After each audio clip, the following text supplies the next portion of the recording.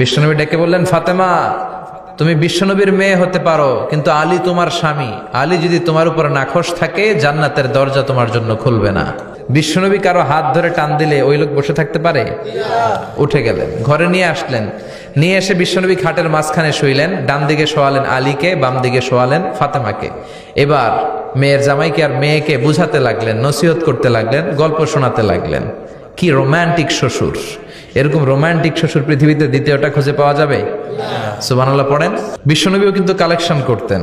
বিশ্বনবী ঈদের নামাজের পরে মহিলাদেরকে বললেন, তাসাদ্দাকনা, মদিনার মহিলারা তোমরা বেশি বেশি দান খরচ করো, কারণ মেরাজের রাতে আমি দেখেছি পুরুষদের চেয়ে তোমরা নারীরা বেশি জাহান্নামী।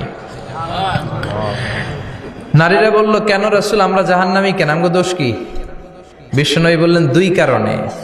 তুকসিরনা লাআনা, তোমরা বেশি বেশি মহিলাদেরকে লানত দাও। রেগে গেলে নারীরা বলে, হেতের উপরে আল্লাহর ঠেড়া হইতো, হেতের উপরে আল্লাহর গজব হইতো, বলে না? তো এক নারী আরেক নারীকে এরকম গালি দাও, ভর্ৎসনা করো, লানত দাও, এটা এক কারণ। আরেক হচ্ছে তাকফুরনাল আশিরা, তোমরা স্বামীর নাশুকরি করো। মায়েরা, বোনেরা, যাদের কানে আমার মাইকের আওয়াজ যায়, স্বামীর নাশুকরি করবেন না, এটা বড় কবিরা গুনাহ। আপনি অনেক আল্লাহর ওলি হতে পারেন, নামাজি হতে পারেন, কিন্তু আপনার স্বামী যদি আপনার উপর নাখোশ থাকে, জান্নাতের দরজা আপনার জন্য খুলবে না। বিশ্বনবী ফাতেমারে বললেন, ফাতেমা আলী কোথায়? ফাতেমা বলল, আপনার জামাই আলী আমার সাথে ঝগড়া করে বাইরে গেছে। বিশ্বনবীর চেহারাটা আগুনের গোলার মতো লাল হয়ে গেল।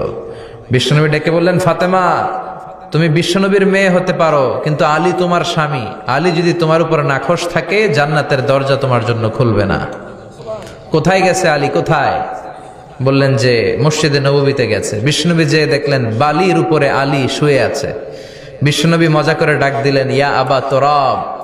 তোরাব অর্থ বালি, তোরাব মানে কি? বিশ্বনবী ডাক দিলেন, ইয়া আবা তোরাব, মানে হে বালির বাবা আলী, ওঠো। এখন আলী ওঠে না, রাগ করে আসছে। বিশ্বনবী এদিক দিয়ে তাকায়, আলী ওইদিকে তাকায়। বিশ্বনবী ওদিকে আসলে আলী এদিকে তাকায়। মনে মনে করে, এতক্ষণ আপনার মাইয়াই গুতাইছে, এখন আপনি গুতাইতেছেন।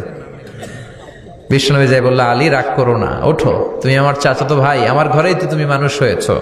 ঘাপটি মেরে হাতটা ধরে টান দিলেন। সাইয়েদনা আলী উঠতে বাধ্য হলেন। বিশ্বনবী কারো হাত ধরে টান দিলে ওই লোক বসে থাকতে পারে? উঠে গেলেন, ঘরে নিয়ে আসলেন। নিয়ে এসে বিশ্বনবী খাটের মাঝখানে শুইলেন। ডান দিকে শোয়ালেন আলীকে, বাম দিকে শোয়ালেন ফাতেমাকে। এবার মেয়ের জামাইকে আর মেয়েকে বুঝাতে লাগলেন, নসিহত করতে লাগলেন, গল্প শোনাতে লাগলেন। কি রোমান্টিক শ্বশুর! এরকম রোমান্টিক শ্বশুর পৃথিবীতে দ্বিতীয়টা খুঁজে পাওয়া যাবে? সুবহানাল্লাহ পড়েন। বিশ্বনবীর কাজই ছিল ঝগড়া লাগলে এরকম মিলায়া দেওয়া। কি করা? মিলায়া দিবেন। সমাজে অনেকে আছে ঝগড়া লাগলে আরো লাগায়া দেয়।